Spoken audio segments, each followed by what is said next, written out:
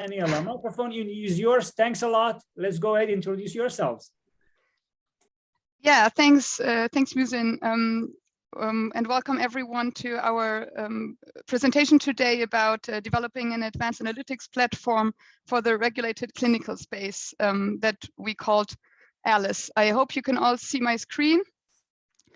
And yes, perfect. Yes, great. Thanks for that feedback.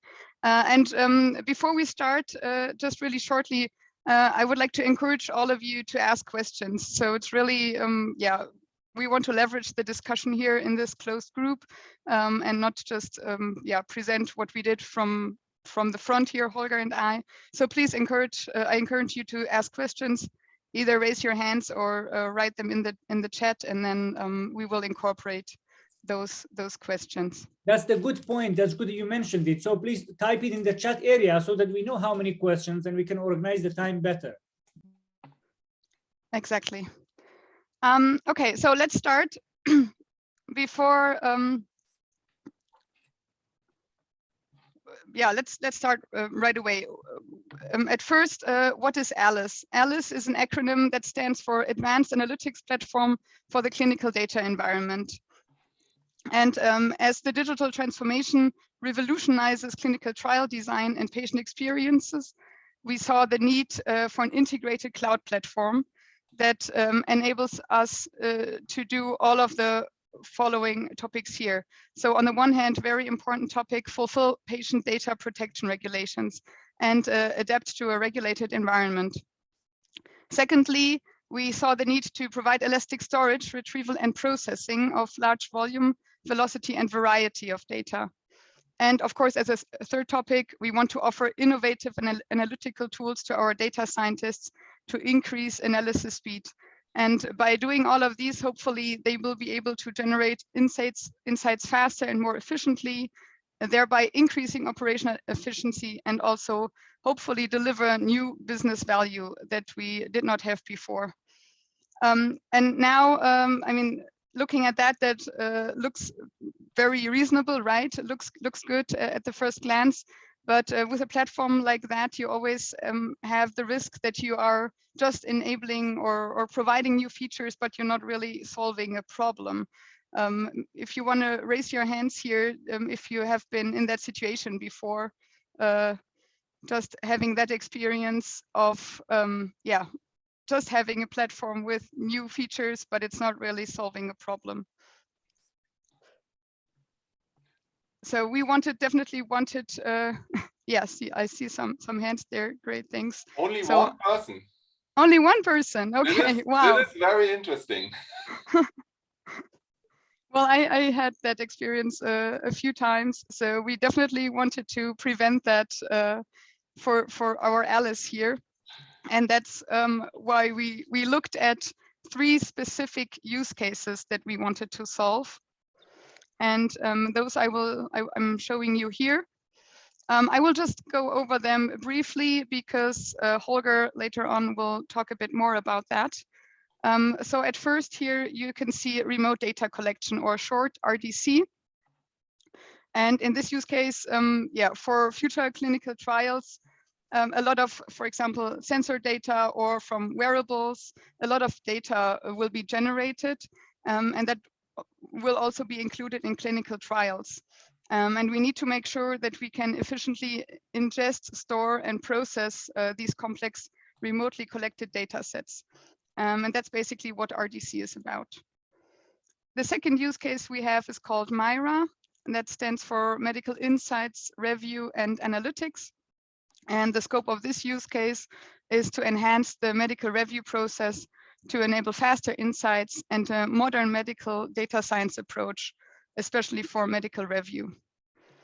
And the third use case we have here is called pattern recognition, or short PR. And PR wants to use advanced and predictive analytics methods to support ongoing clinical trials, for example, for fraud detection. So also a very interesting area. And as I said, Holger will go into that in more detail later. So now looking at ALYCE, sorry. one topic we had, because this was quite a big project, a big product, big initiative. We wanted to have a look at how do we operate that, and we chose the setup that you can see here. So we have basically the product teams up here of the 3 use cases that I just talked about. And of course, the opportunity always to onboard new use cases. And that will definitely happen in time when, more capabilities, more use cases are identified that would want to use our platform here. Here at the bottom, you can see the platform team that is basically providing the basics. So the whole infrastructure and including already all necessary measures to take care of security, data integrity, data lineage. So all the necessary components that you need, but that are not really directly giving you any business value. For that, we really have these product teams, and they consist of colleagues from the business area, but also from the IT area at Bayer, and also external developers that we are hiring in order to make these teams as autonomous as possible. So they should be able on their own to implement their product, improve their processes, and use the data and data science services we are providing here for their use case. And in order to kind of keep away all of the bureaucracy and stuff that needs to happen as well, but is also not directly delivering business value, we have these 2 supporting teams. On the one hand, the enabling team, and on the other hand, the GXP QA team. So the enabling team basically does everything that is concerning the whole ALYCE organization. So also vendor management, learning and communications. So basically all the overhead you don't really want to do in your business, in your product teams. And as for the GXP QA team, here they are looking at the whole platform qualification. As I said, we're operating here in a GXP regulated environment. So the platform needs to be qualified. And this team is also consulting and helping and supporting the product teams with their validation needs of their business processes. Okay, any questions so far? If not, yeah, there's one question. How do we identify new use cases? That's a good question. Actually, it's the other way around. They basically come automatically. So people find out, oh, there's ALYCE, and we have really cool new features. And they basically approach us and say, hey, can I also be part of it? I have a use case that might be good for ALYCE. So we developed a process we will provide an environment where they can do experimentation at first to find out if it's really the solution they need. And then we have a process identified of how to promote it to a real use case. There's another question, Aniela. There's also the question, how difficult was the GXP validation of the cloud element like Databricks? We did not validate Databricks, to be honest. So we are going with the approach. The whole platform is qualified, and we are only really validating the business processes on top. That was a bit difficult at first because a lot of processes also where Bayer needed to change. Because it's a new way of working and also new validation concept in part. So we had a lot of discussions, but in the end, it was quite doable, I would say. So I wouldn't say it was very difficult. You challenged yourself a lot with raising questions, Aniela. Now we have another question from Sanofi. Thomas is asking, can you share again somewhere the updated? Oh, sorry, it's for me. Go on. Okay, then let's go on and let's have a look into our platform infrastructure.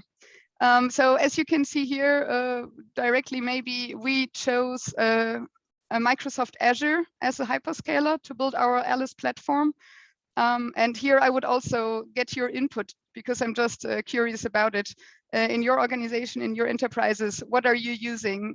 All hyperscalers, only AWS, only Azure, only GCP? So if you want to share, yeah, we'd be looking forward to, yeah, just getting to know what you're using. So for ALYCE here, we chose Azure and also Azure Databricks. And I just want to, there's a lot of going on this slide, a lot of details. I just want to go over the basics, the most important topics. So we do have a shared data production environment down here, where all the data is stored.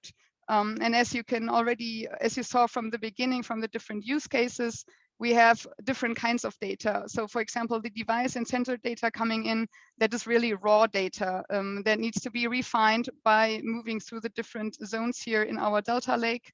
On the other hand, we are also incorporating data that is already refined, that is really structured.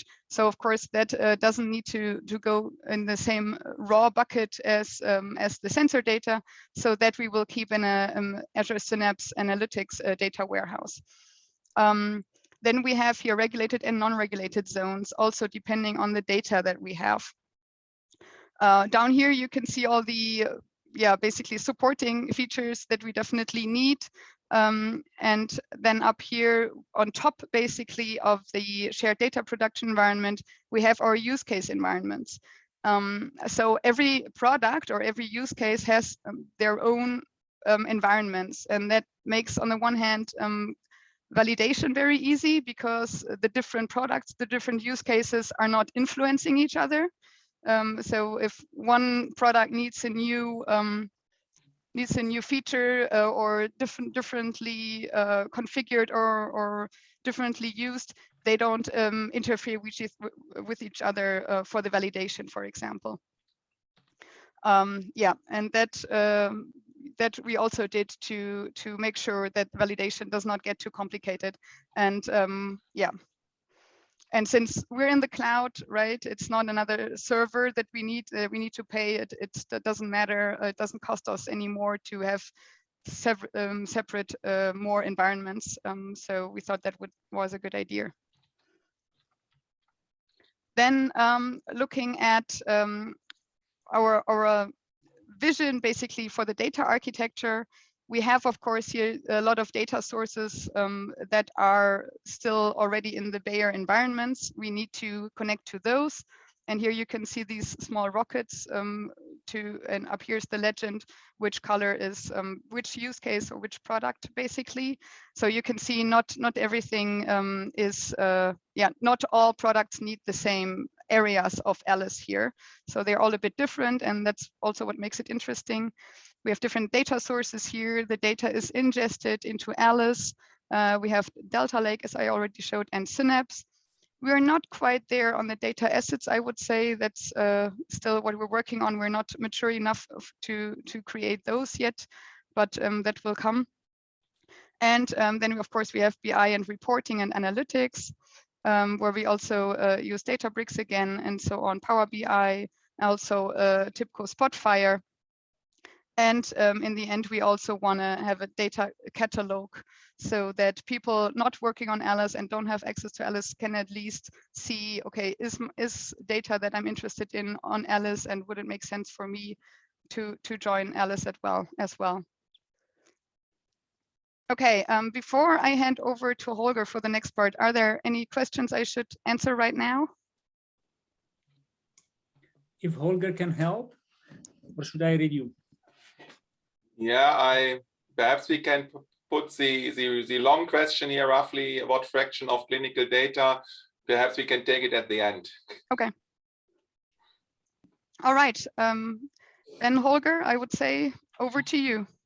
Yeah, thanks, Aniela. So next slide, please. So I think we have today often talked about it, that we need to get traction from the business when we really want to do data science. And one of the key aspects in this ALYCE project was that we had a really close collaboration with the different stakeholders in the clinical operation space in oncology and non-oncology. And we use these different tangible use cases that you see here really for engage with the different business functions. And starting with the first use case here, remote data collection. So what we see upcoming when we talk about decentralized trials, that these studies are characterized by high volumes with a high velocity and also high complex data that are generated by digital devices. Normally, we cannot directly ingest this kind of data in our clinical data warehouses because they are too dense, they are they have streaming data, they come with a certain computational needs before we can move on in our clinical databases. So the challenge here was that we provide a data ingestion pipeline as well as a data science platform that the clinical data engineers and also the clinical data scientists can use for their day-to-day work. So next slide, please. So the approach here was that we set up a team. We set up a product team that is here called RDC, Remote Data Collection Team, that is directly interacting with the different study teams. So if a study decided that they want to use a digital device to collect data in a study, then they interact with this product team, and then the product team is setting up for these study teams the ingestion pipelines, defining the protocols, what should be done with the data, and also manipulate or transform the data in a way that afterwards these statisticians or the clinical data scientists can work then on these assets.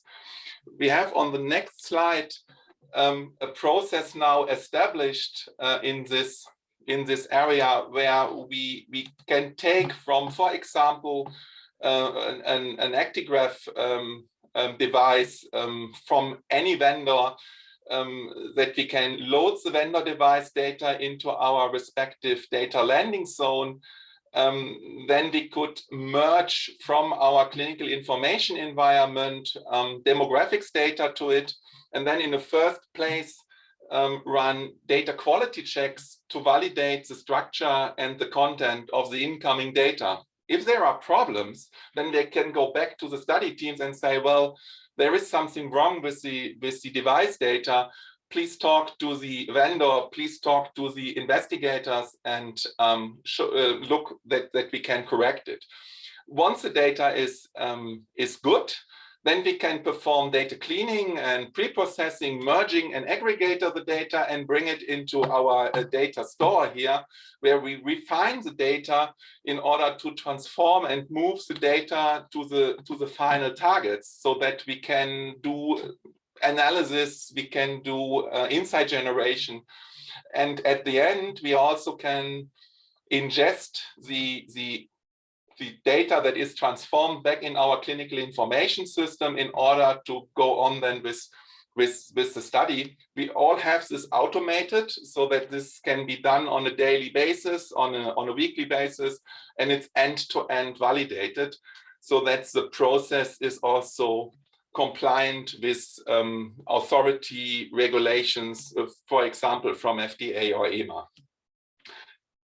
Another example that we built into this ALYCE platform is then the second use case on the next slide, where we said, well, we want to help the medical reviewers to generate insights, to review their data and do analytics far beyond what they can do today. And for that, we defined two phases. So in phase A, we said we want to have a very specific use case where we do some kind of proof of concept with an oncology problem for clinical trial scientists to allow accelerate their tumor response review, and showing that this kind of technology could really accelerate their day-to-day work, and we bring down the work from a clinical trial scientist from hours to some minutes, because they do not need to do the calculations on their own. They do not need to run certain quality checks over and over again, because we will have a dashboard that will provide all the insights. And then, since this was so successful, we could then now go into a phase B, where we said, well, let's move this whole medical review stack into ALYCE and use this technology for new digital visualization and also faster insight generation. So looking on the process for our phase A on the next slide, what we did is that out of our clinical information environment, we download with the help of Azure Data Factory and Azure Databricks on a regular basis our clinical data models. Then we update the data models with the very specific oncology data needs and generate what we called a TDRC resist data model. And this data model then is afterwards shown in a dashboard where the clinical trial scientist can review in a trial, and this is on the next slide, can review in a trial the tumor growth. So from within a study, from each and every patient, and check then if the treatment of this patient is working in the right direction. Last but not least, going to slide 13, another use case that we have implemented is what we call the pattern recognition. And the idea here is that when we have ongoing clinical trials, we want early detect any issues or risks on sites. And here we are using advanced and predictive analytics methods in order to see trends or outliers on sites or even with single patients. This helps us then to identify incorrect or missing data. So as an example on the next slide, how this workflow is working, we have this data warehouse where we collect all the ongoing trials for doing study reporting. On a daily basis, we schedule the data into our Azure ALYCE platform. And then with the help of Databricks and R, we are able to implement models in order to detect and identify this kind of outliers. We are using at the end then Azure Synapse and the TIBCO Spotfire dashboards to visualize that. And what you can see then on the next slide is one of the many examples we have, where we say, okay, in this example here, we are detecting outliers in time series. So for example, you have here all the measurements that were done about weight in a clinical trial. And on the left-hand side, what you see is the divergence that is between different measurements. And then you see outliers at the left side and at the right side. And when we then look on one of the outliers, then you could see here on the right-hand side what happens to the patient. So there was a measurement at the beginning when the screening was done, and it was around about 100 kilograms. And then there was a second, visit one, where it was again 100 kilograms. And then suddenly it dropped at the second visit, and it got up in the third visit. So obviously here is something wrong, because it's very rare that a patient is losing 30 pounds or 20 pounds and then go back again. So with this outliers detection, we could then go back to the sites and say, well, let's have a look in your papers and look if really the measures were done correctly. Another example on the next slide is when we measure when we measure diastolic blood pressure. So when we look on the different sides, then we expect an equal distribution of blood pressure measures in a time series in a study, because not every patient is equal. And over time, also the blood pressure might change. But for certain sites, we see that this distribution on the right-hand side is not so large. And that might be that there is a systematic bias in this time series. So with this kind of measurements and with this kind of models, we can then go back to the sites and ask them, well, are you sure that you're really measuring here something, or what are you doing? So this different examples give really insights how we can steer our sites and can go back to the clinical sites and help them to generate more quality data. Last but not least, I want also to thank you here, everybody who is working on this project, because as we said at the beginning, this is not a one man or one woman show. We really need here the collaboration between the business sides that come with the interesting problems that have the need to do something, and then the IT people who can provide solutions for the problem. And we are collaborating here with many partners, and we have put them in alphabetical order here that are supporting us in this journey. And with that, we are open for questions. Thanks a lot for giving us this opportunity of asking questions. Wait a second, I have one super hyperactive participant with questions. Marcin Kronyard, 1 second, please, to rather give him microphone with the questions. I'm just asking for unmuting. Marcin, if you can just speak now through the microphone to raise your questions. Sure. Hi, Holger. Marcin Kronyard from Pharmaceutical. So I'm wondering, there's quite a lot of vendors that do risk-based monitoring. They use very similar tools. How is ALYCE different from other vendors like CluePoint or Syntegrity? Could you give a little more detail on that? Yeah, of course, we also have a look into this kind of out of the box solutions, and we are also in close contact with these vendors.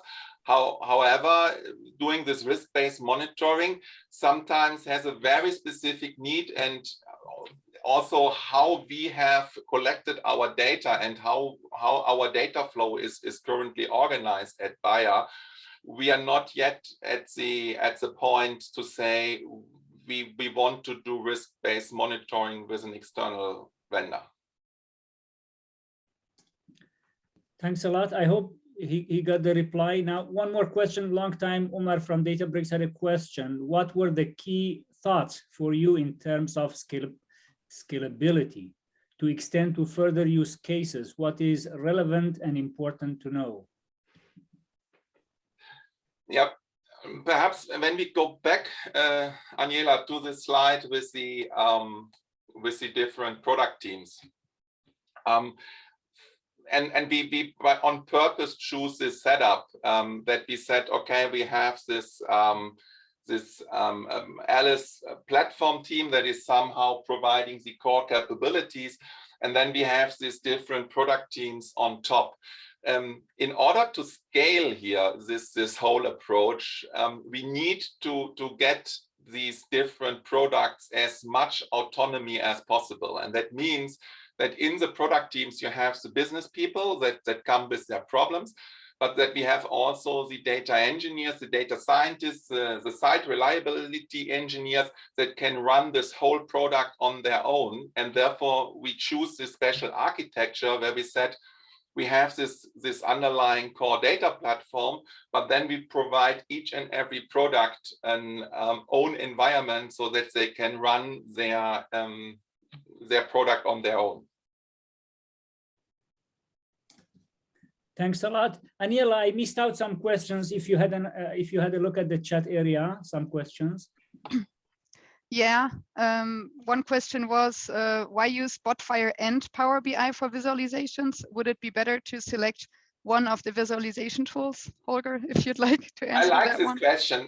See, this is always the question we also ask our business functions. Why do you need this specific visualization tool and you cannot use only one? I think it's in every company the same. The people have their favorite tools, and if you work with different large functions, you cannot bring I say a group that is working for 5 years or 10 years with the one technology out of a sudden to another technology. So therefore our goal was with this ALYCE platform that we can provide access or support for different technologies, and that means also that we are using both Power BI and Tableau. And if somebody comes around and say, well, no, Spotfire and Power BI, and if somebody comes around and say I need Tableau as well, then we also make this possible. Aniela is shaking her head, but yeah, I think the problem is that you cannot bring everybody to only one technology. Okay, there was another question from Alina. In terms of machine learning lifecycle, do you have a mature process, including automation for retrain performance monitoring? So as you see that the examples we have today with pattern recognition as well as in the Mara environment, we are not yet at the point where we are doing real machine learning. And I think this is one of the next challenges that we will have, how we can make mature processes around machine learning. Not yet tackled, but one of our next challenges. Yeah, and the question from wow, which kind of sensor? Yeah, we have currently different kinds. Of course, the what is not really a sensor, but what is also a digital is ECOA data. Then we have ECG patches that studies are using. Then we have this actigraphy data that is coming in. We have certain sleep devices to supervise sleeping. Different kinds of sensors, but we see currently also that there is a rethinking in the study team. So there was a big hype in the last 1.5 years saying, well, we want to do all this kind of sensor data, but when it comes then down to how we want to implement that, how we want to operate this really in a study, there is a lot of how to say it, new understanding that it's not only about introducing a fancy digital device, it's also to safeguard and to operate such a digital device in a study. And we have currently less devices in the scope as what we have anticipated before. Yeah. But we have different kinds, as I said. Thanks a lot. Last question from Eric. Eric, if you can just ask your question yourself or introduce yourself. Eric.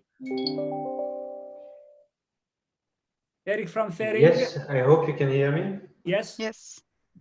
I wanted to understand or have some idea about the velocity at which you are ingesting new data.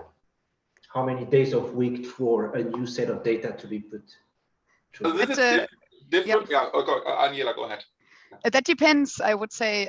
So it depends on if it's a data source that we want to connect to for a first time, and we see that we will use that data source a couple of times in the future or on a regular basis, then it takes a bit longer.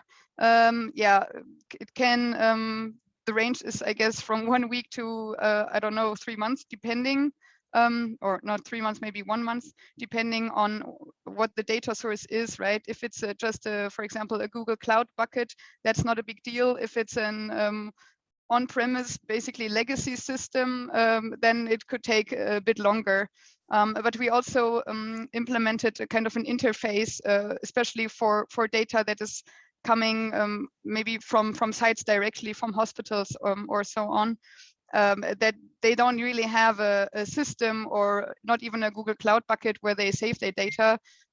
So we created an interface where they can upload their data right away, and then it really just takes days. We need to, of course, adjust the pipelines depending on the data model and on the data specific needs. But yeah, that's a lot that we have already created. Can be reused, can be adjusted. So that's really fast. So yeah, sorry, not a general answer to that. It depends. Thanks a lot. If you allow us just one last question, Alina. Musin, I want to go to this question, what I pushed a little bit at the beginning. So with this clinical data, is it more historical data or is it current active study project data? Since we wanted to generate direct value, so currently our use cases are concentrating on ongoing studies. However, we will start this year also a project where we ingest legacy studies, so that we really have a data pool of legacy studies in this this data lake, specific for active substances that are currently in development, and when you have to do, for example, integrated analysis for a compound that goes across studies, then we are also aiming to do this in this platform. Sorry, Musin. Thanks a lot. Thank you. No, I just have a question. We have Alina, if she got the answer. Alina from Nestle, if you got the answer for your question, in case you have further questions, you can reach out to them on the LinkedIn page. But if you have a particular question, you have 2 minutes now, Alina.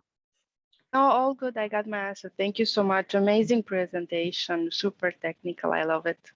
Okay. Thanks a lot. So thank you so much for this amazing presentation.